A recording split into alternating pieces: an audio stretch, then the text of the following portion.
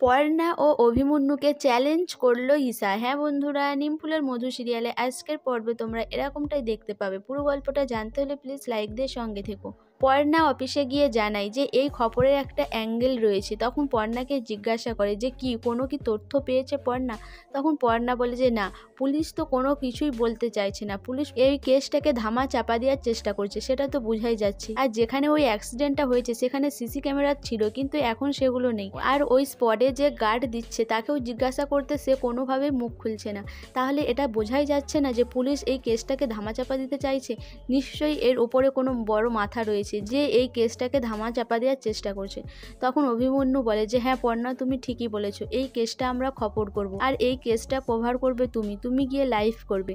এরপর অভিমন্যু বলে যে আমি খবরটা বলবো। এরপর অভিমন্যু রেডি হয়ে যায়। এদিকে পর্ণা চলে যায় লাইভ করতে সেই স্পটে, কিন্তু সেখানের অফিসার কিছুতেই পর্ণার দিকে খবর করতে দিতে চায় না। কিন্তু পর্ণা জানায় যে তারা লাইভ নিউজের রিপোর্টার, আর তার দিকে বাধা দিলে কিন্তু তারও খবর রয়েছে। এরপর সেই পুলিশ অফিসার ওখান থেকে চলে যায়। এদিকে অভিমন্যু সব কেসটা খুলে বলে। সাধারণ মানুষেরা টিভিতে দেখে সেটা নিয়ে সবাই আলোচনা করতে থাকে যে হ্যাঁ সত্যিই তো, গরিব মানুষ মারা গেছে বলে কি এই কেসটা কোনোভাবেই তদন্ত হবে না? এদিকে হাসপাতালে জেঠু জেঠিমা অয়ন চয়ন মৌমিতা আর সৃজন সবাই খবরটা দেখে। তারা দেখে বলে যে সাবাস পর্ণা, তুমিই পারবে জানি। এদিকে আহিরের মা আরেও সেই খবরটা দেখে। তারা দেখে ভয় পেয়ে যায়, বলে এবার কি হবে? তখন আহিরের মা বলে আমার দিকে ঈশাকে ফোন করতে হবে। এদিকে ঈশাও খবরটা দেখে।